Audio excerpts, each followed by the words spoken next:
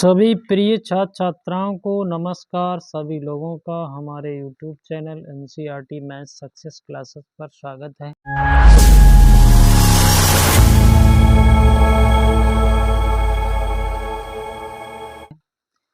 सभी लोगों से निवेदन है कि वीडियो को अंत तक देखा करें और अंत तक देखेंगे तो आपको कुछ समझ में आएगा, फिर आप चैनल को सब्सक्राइब ज़रूर करें। तो आज हम लोग अध्याय 3 पर पहुंच चुके हैं। हम लोगों ने अध्याय 5 और अध्याय 2 को समाप्त कर लिया है। कुछ बाढ़ग्रस्त इलाके से मैं हूं, इसलिए यहाँ लाइट की प्रॉब्लम है, इसलिए अभी हम कॉपी पर ही वीडियो बना रहे हैं।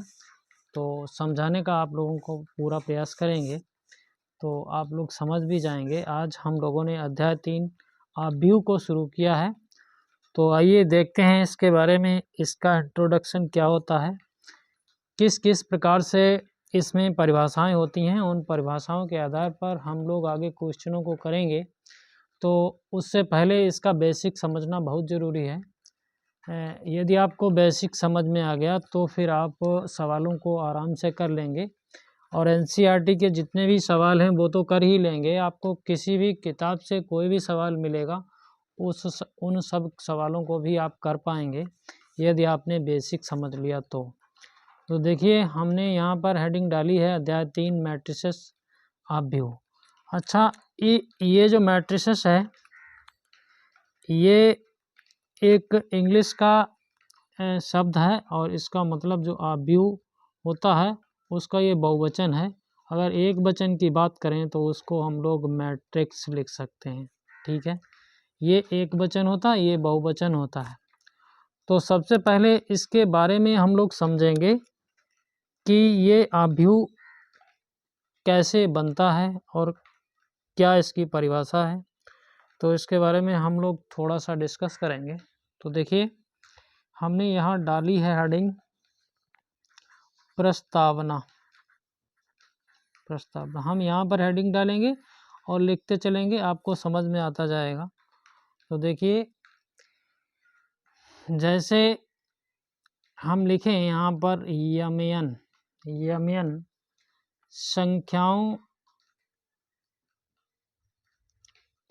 संख्याओं के समुच्चय, यानी कि कोई सेट है, यमयन संख्याओं के समुच्चय को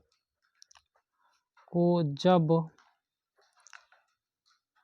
यम पंक्तियों तो आप समझते ही हैं, यानी कि रो, यम पंक्तियों और यन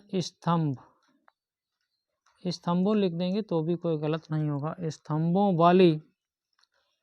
वाली आयताकार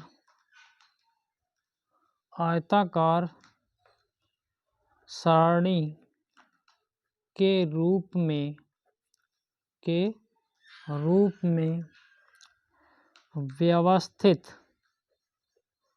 व्यवस्थित किया जाता है। तो इस जो आयताकार श्रेणी बनती है, इस आयताकार सारणी जो बनती है, आयताकार सारणी को व्यू कहते हैं।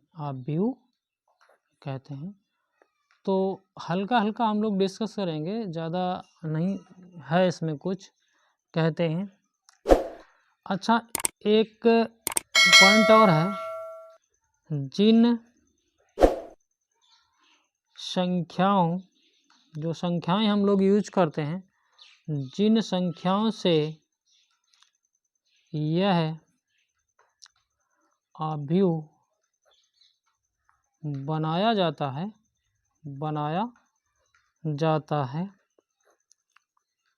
उन्हें उस व्यू के अवयव कहते हैं। अवयव यानी कि एलिमेंट, अवयव कहते हैं। तो आपने समझ लिया होगा। और देखिए, इसको अवयव के अवयवों को हम लोग देखिए इस ऐसे एक ये नोटेशन होता है, इसके अंदर अवयवों को लिखा जाता है, या फिर ऐसे भी लिख सकते हैं। तो देखिए आगे हम लोग जैसे थोड़ी सी बात करें तो आपको समझ में आएगा। जैसे अवयव के बारे में बात करें तो देखिए यहाँ पर देखिए अवयव, हमारी किताब NCERT में सब कुछ दिया गया है, तो वहाँ पर भी आप समझ सकते हैं। जैसे हम अवयव की बात करें, जैसे हमने सोचा कि कोई सूचना है उसको लिखना है, तो जैसे हमारे पास सूचना है कि राधा के पास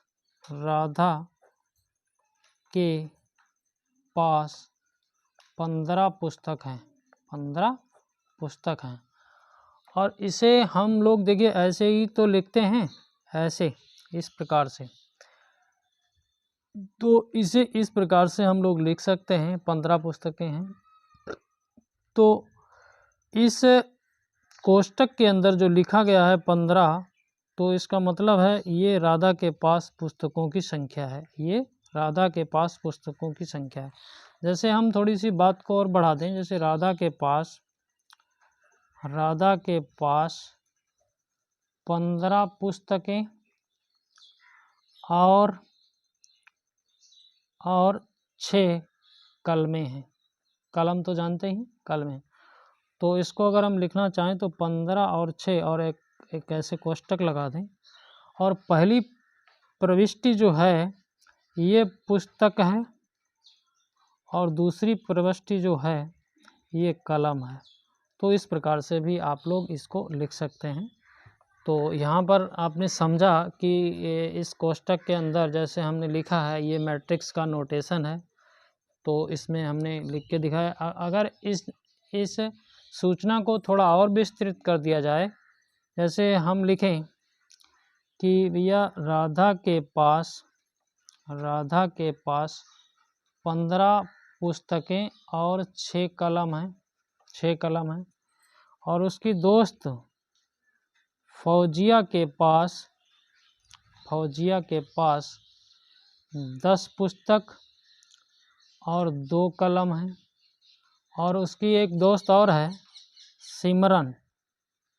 सिमरन के पास, जैसे हमने लिख दिया 13 पुस्तक और 5 कलम है।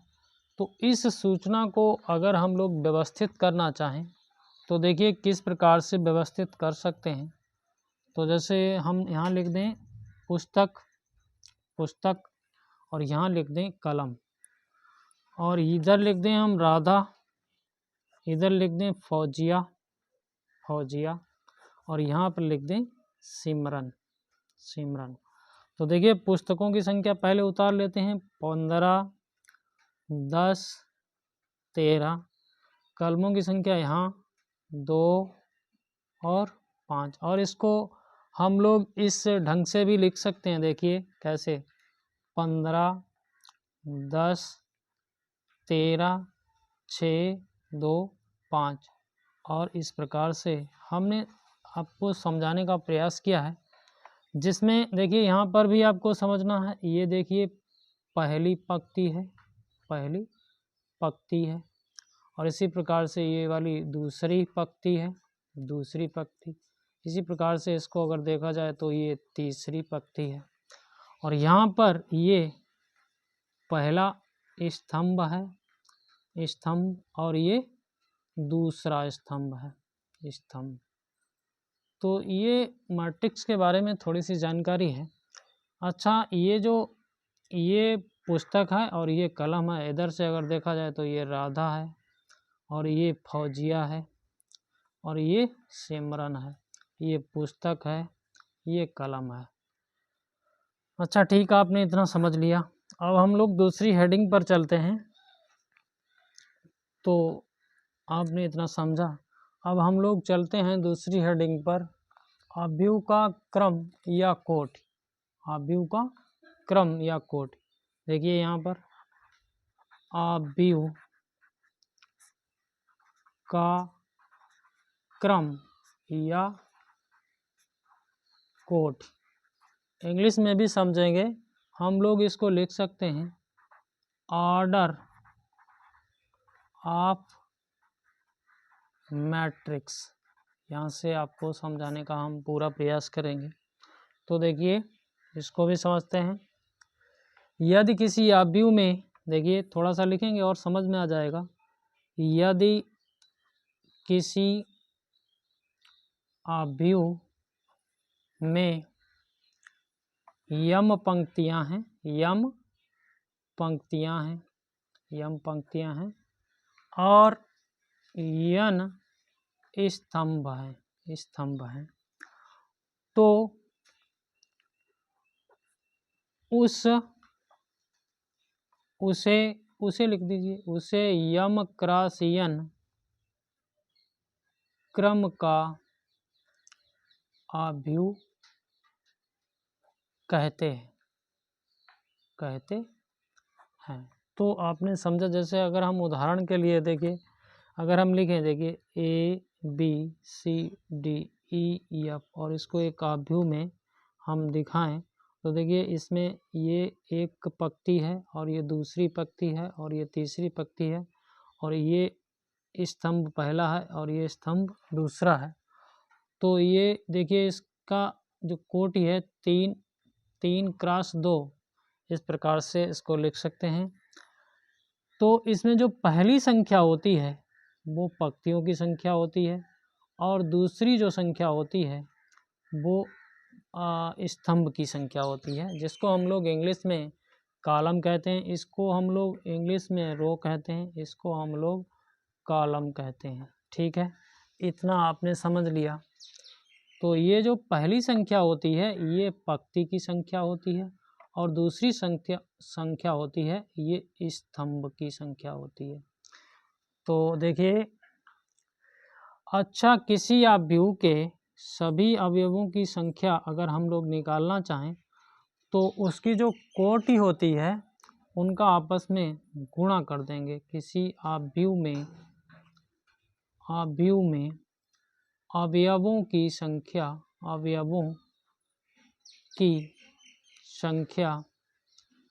यम इंटू यन होती है। इसे भी समझ के रहिएगा, क्योंकि बेसिक यदि आप लोगों के समझ में आ गया तो फिर आप लोग बिल्कुल अच्छी तरीके से मैट्रिक्स को कर पाएंगे। तो देखिए थोड़ा सा अगर हम लोग और लिखना चाहें, जैसे किसी, देखिए यहाँ पर देखिए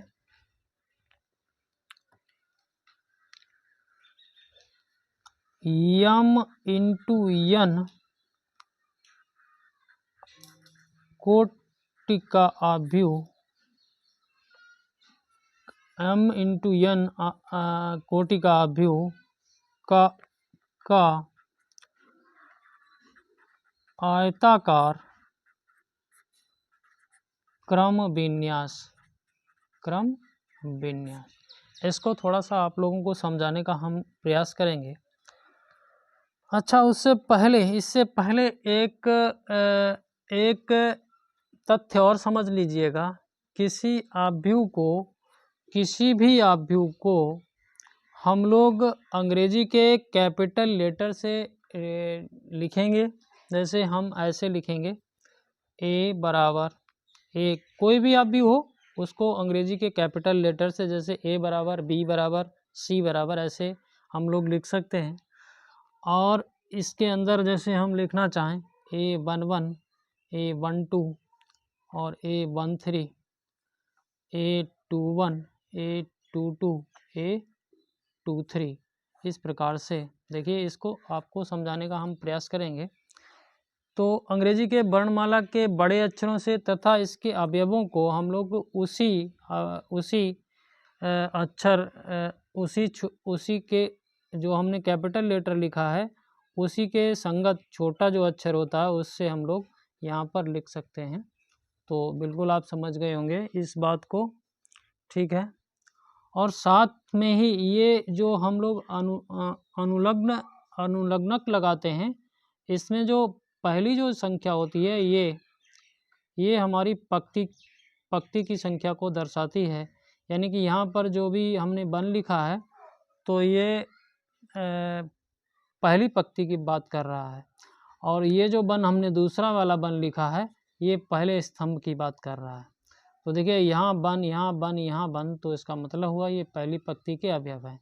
और जैसे हमने यहाँ पर देखा कि ये 2 है, ये 2 है, ये 2 है, तो इसका मतलब हुआ कि ये दूसरी पंक्ति के अवयव हैं। और यहाँ 1 दूसरे वाले में देखिए, या दूसरे वाले में, तो इसका मतलब हुआ कि ये पहले स्तंभ के अवयव हैं। यहाँ देखिए दूसरा, तो दूसरे स्तंभ के हैं, ये देखिए तीसरा, तो ये तीसरे स्तंभ के हैं। तो इस प्रकार से आपने समझा। और इसको हम अगर जनरल रूप में लिखना चाहें तो ऐसे लिख सकते थे, देखिए A11, A12, A12, A13 dot dot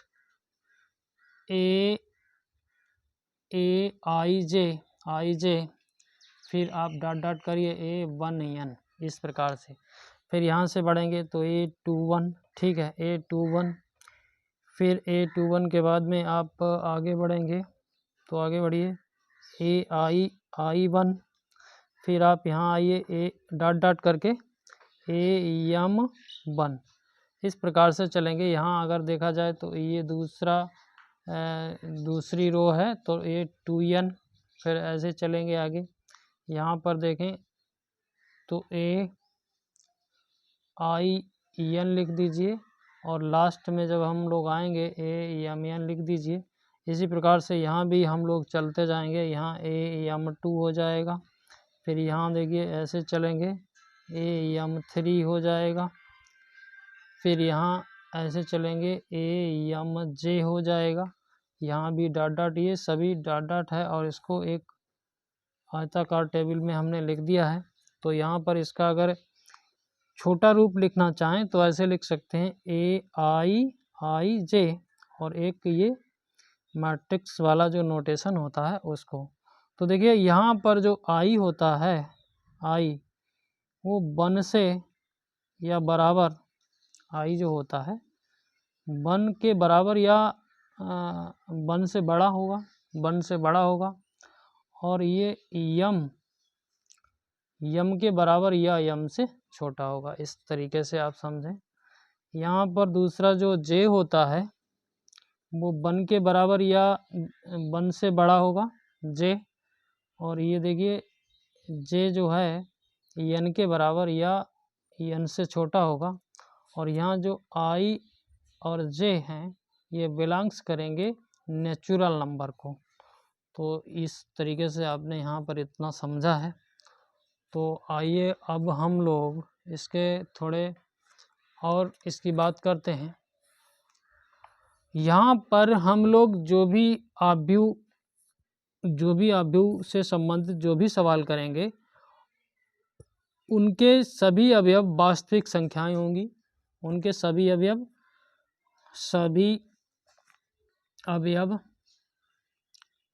वास्तविक संख्याएं होंगी, वास्तविक संख्याएं।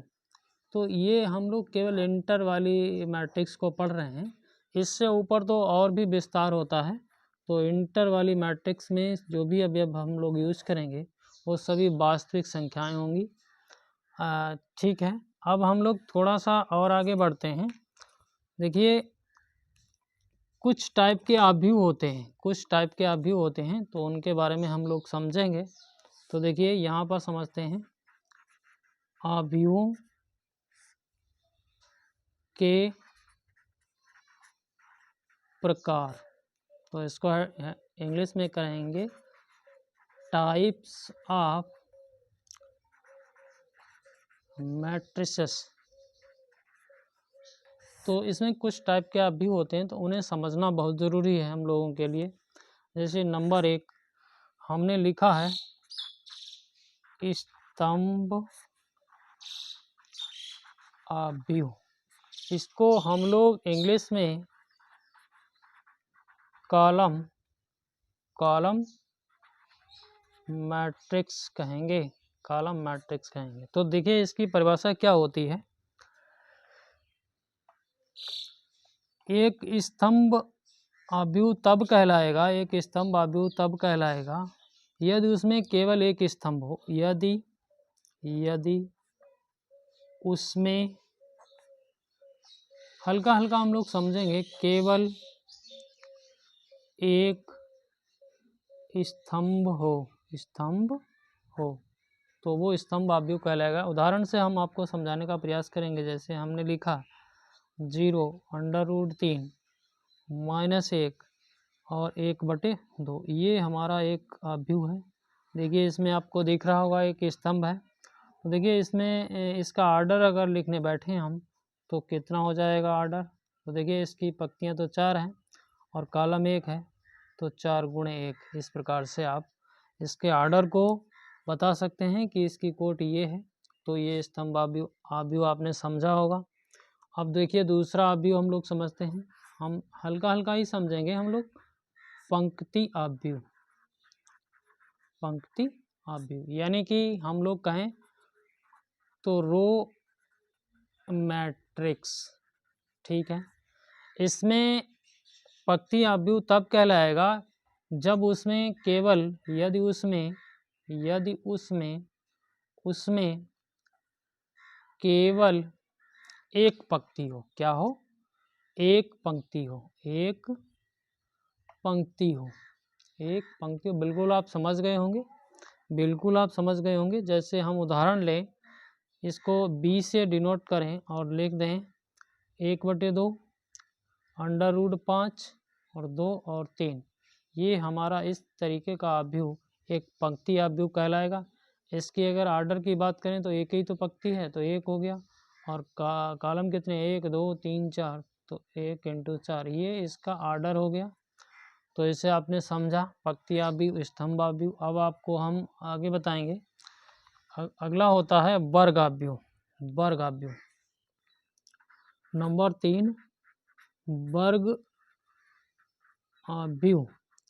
इसको इंग्लिश में हम लोग कहते हैं स्क्वायर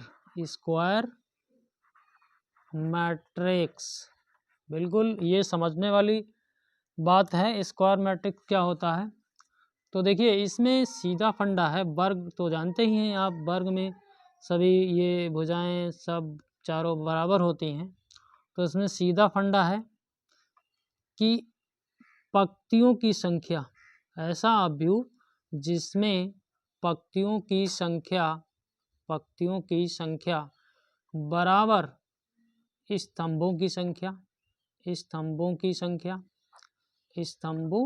की संख्या कहना चाहिए m बराबर n हो जाए, तो ऐसे आव्यूह को हम लोग वर्ग आव्यूह कहेंगे। जैसे उदाहरण के लिए अगर हम लिखना चाहें, इसमें कोई जैसे उदाहरण दें, जैसे हम यहाँ लिखें, देखिए ऐसा एक आव्यूह लिखेंगे जो वर्ग आव्यूह को बताएगा। आपको समझाने का प्रयास कर रहे हैं। ये हम सब NCERT के उदाहरण लिख रहे हैं, ज़्यादा कुछ नहीं है। 3/2, 3√2, कुछ भी आप लिख सकते हैं, ज़रूरी नहीं यही उठा के लिखो। 3 - 1, ये देखिए, इसको देखिए, ये एक वर्ग आव्यूह है। इसमें देखिए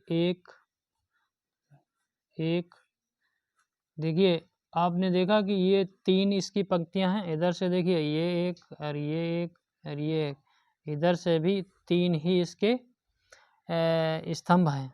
तो यहाँ पर देखिए अगर उसकी बात करी जाए आर्डर की, तो ये 3 × 3 हो गया। ये देखिए 3 × 3 का एक वर्ग आव्यूह है। अगर हम लोग थोड़ा और विस्तार में समझना चाहें तो जैसे 1 2 3 4, ये कब ने आव्यूह लिख दिया है A बराबर, तो ये भी एक वर्ग आव्यूह है, 2 × 2 का है, ठीक है। इस प्रकार से ये 4 × 4 का भी हो सकता है। तो ये दोनों मान आपस में बराबर होंगे, तभी उस आव्यूह को हम लोग वर्ग आव्यूह कहेंगे। फिर देखिए एक हम लोग हेडिंग डालते हैं, कितने हो गए थे हमारे? 3। यहाँ पर देखिए हमने नंबर 4 हेडिंग डाली है, विकर्ण आव्यूह क्या होता है? इसको इंग्लिश में हम लोग कहें तो डायगोनल मैट्रिक्स कहेंगे। तो इसे भी हम लोग समझेंगे। एक वर्ग आव्यूह विकर्ण आव्यूह कहलाता है। एक तो बात इसमें स्पष्ट होती है कि एक वर्ग आव्यूह विकर्ण आव्यूह कहलाता है। ठीक है, ठीक है। पहला स्टेप तो यही हो गया कि एक वर्ग आव्यूह विकर्ण आव्यूह कहलाएगा यदि विकर्ण के अतिरिक्त, इसमें आगे बढ़ेंगे, यदि विकर्ण के अतिरिक्त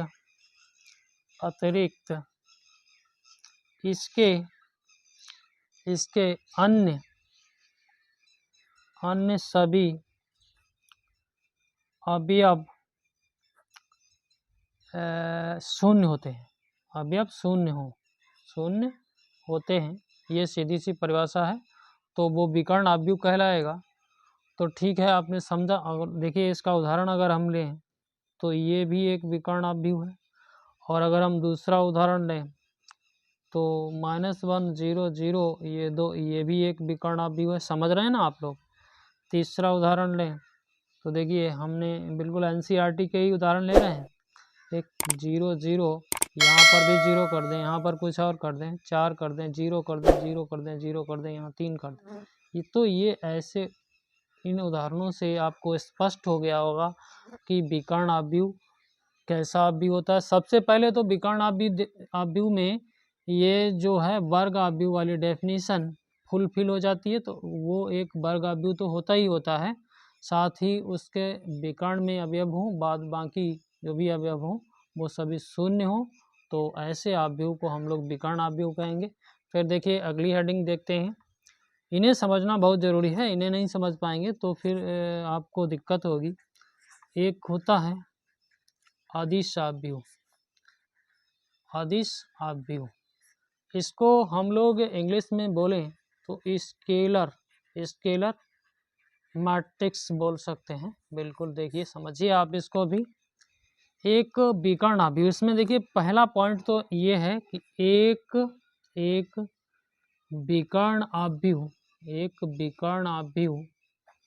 विकर्ण आव्यूह अदिश आव्यूह कहलाता है। कैसा? अदिश आव्यूह हल्का हल्का लिख रहे हैं, आपको समझ में आ जाए, कहलाता है। ठीक है, यदि इसके विकर्ण के अवयव समान होते हैं, यदि इसके विकर्ण के अवयव समान, उदाहरण से आपको स्पष्ट हो जाएगा बिल्कुल विकर्ण के अवयव समान होते हैं। जैसे हमने देखिए एक लिया है उदाहरण -1 0 0 -1, तो देखा आपने विकर्ण के अवयव समान हैं और ये विकर्ण आव्यूह तो है ही, ये विकर्ण आव्यूह तो है ही। तो जैसे अगर दूसरा उदाहरण लें, जैसे √3, ये 0 ये 0 ये 0 ये √3 ये 0 ये 0 ये 0 ये √3, तो आपने समझ लिया कि ये एक वर्ग आव्यूह तो है ही और इसको अदिश आव्यूह भी कहेंगे। यदि आपको इन विकर्ण में जो भी अवयव दिए गए हैं वो आपस में समान हों तो उसको हम लोग एक अदिश आव्यूह कहेंगे। आगे देखिए, बिल्कुल आगे देखेंगे हम लोग। तो अगली हेडिंग है हम लोगों की 6, तत्समक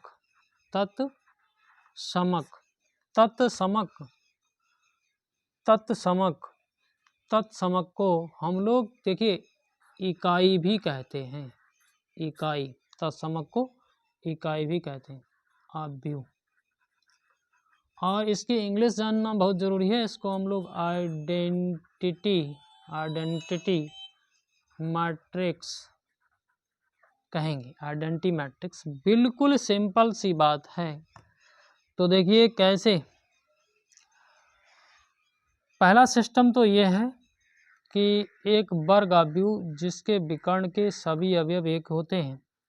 इसकी परिभाषा की बात करें तो लिखेंगे एक वर्ग आव्यूह जिसके विकर्ण के सभी अवयव एक होते हैं। बस इससे आपको स्पष्ट हो जाएगा। जिसके और आगे भी थोड़ा सा, और शेष अवयव शून्य होते हैं। बिल्कुल आपको स्पष्ट हो जाएगा। तो देखिए उदाहरण से हम लोग समझेंगे अगले पेज पर। तो देखिए कैसे, जैसे हम लोग इसको एक आइडेंटिटी मैट्रिक्स बता सकते हैं, इसको 1 0 0 1 इसको भी आइडेंटिटी मैट्रिक्स बता सकते हैं। 1 0 0 0 1 0 0 0 1 इसको भी आइडेंटिटी मैट्रिक्स, और इनका आर्डर अलग अलग है। तो देख ही रहे हैं आप लोग, इसका आर्डर 2 × 2 है, इसका आर्डर, इतनी बात तो आपको समझ में आ ही चुकी होगी कि इनके आर्डर कैसे देखे जाते हैं। तो इसको हम लोग क्या कहेंगे, आइडेंटिटी मैट्रिक्स या फिर तत्समक या फिर इकाई अवयव। इतना आपने समझ लिया होगा। अच्छा ठीक है, बिल्कुल आप समझ रहे होंगे। आगे एक हेडिंग और बनती है, और नंबर कितना है, 6, नंबर 7, शून्य अवयव। शून्य अवयव बहुत ही सिंपल है, शून्य। अच्छा, इसको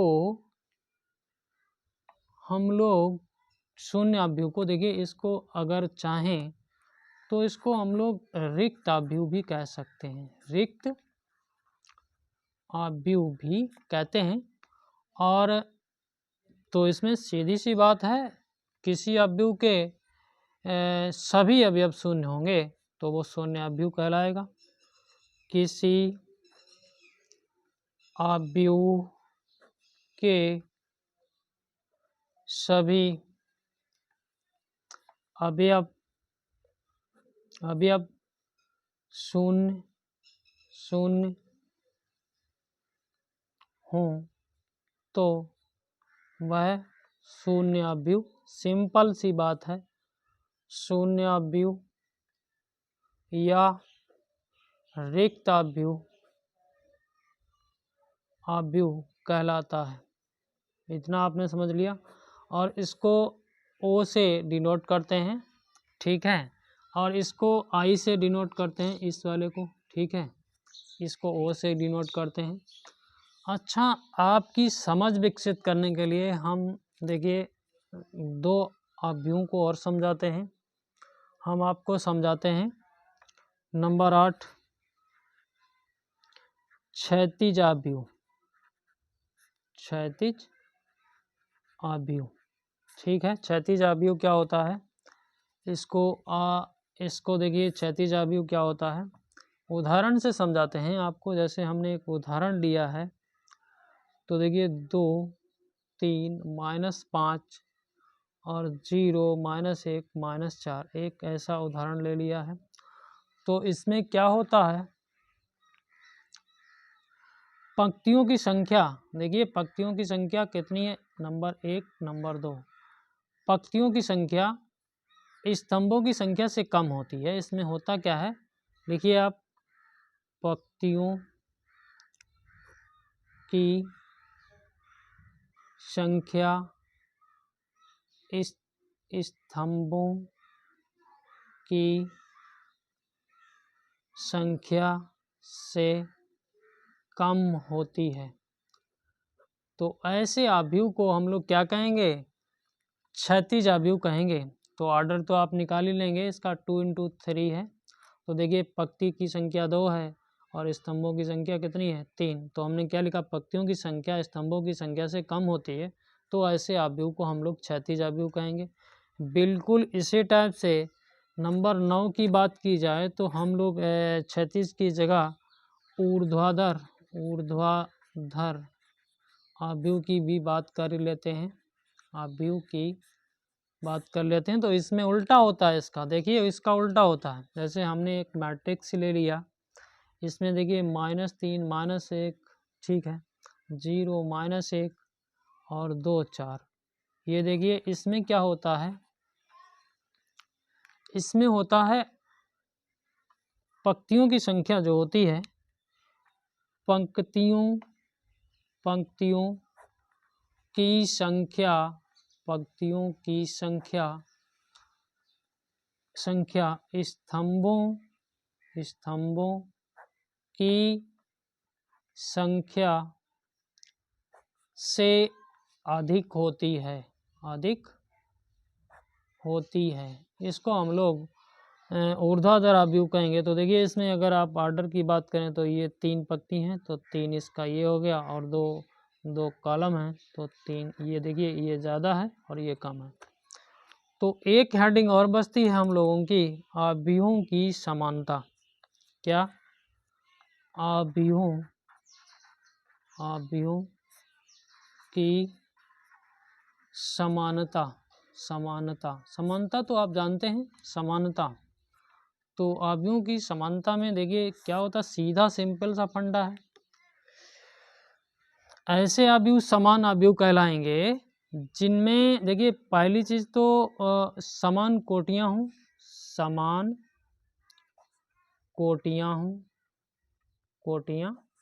हो। दूसरा नंबर अगर बात करें तो जैसे सपोज दैट हमारे पास 2 अवयव हैं, एक ये, ठीक है। इसके जो भी अवयव हैं और इसके जो भी अवयव हैं और इसके संगत, जैसे सपोज दैट हमने यहाँ पर जैसे कोई अवयव लिख लिया है, जैसे ये वाला अवयव लिखा है 2 3 और इसको 0 1 लिखा है, तो देखिए और इसको भी हम लिख लें 2 3 0 1, तो ये अवयव आपस में समान अवयव कहलाएंगे। तो बिल्कुल आप समझ गए होंगे। जैसे हम लिखें AIJ बराबर BIJ, तो जैसे अगर हम लिखें एक क्वेश्चन लें तो आप समझ जाएंगे। तो देखिए क्वेश्चन हमने लिया है 2 1 और यहाँ पर लिख दिया है 3 × x, ये लिख दिया है, और एक दूसरा अवयव है, इसको भी हमने 2 1 3 और यहाँ 4 लिख दिया है, और ये अवयव आपस में समान है। हमारे पास क्वेश्चन है ये अवयव आपस में समान है, तो x का मान, तो हमने जान लिया कि 2 के बराबर 2, 1 के बराबर 2, 1 के बराबर 1, 3 के बराबर 3, x के बराबर ऑटोमेटिक 4 हो जाएगा, x के बराबर ऑटोमेटिक हमें 4 मिल जाएगा। तो अवयवों की समानता की भी बात हो गई है। तो आशा करता हूँ आप लोगों के हमने जो भी बताया है तो बिल्कुल समझ में आया होगा। तो यदि आप लोगों के समझ में आया है तो हमारे चैनल को सब्सक्राइब ज़रूर करें और बेल आइकन को भी प्रेस करें, दोस्तों को भी बताएं हमारे बारे में। और आप लोगों से सहयोग के लिए निवेदन है, तो आप लोग हमारा सहयोग बिल्कुल करें। और सवाल तो आपको ऐसे समझ में आएंगे, बिल्कुल है ही नहीं कुछ यहाँ पर। तो सभी लोगों का बहुत बहुत धन्यवाद।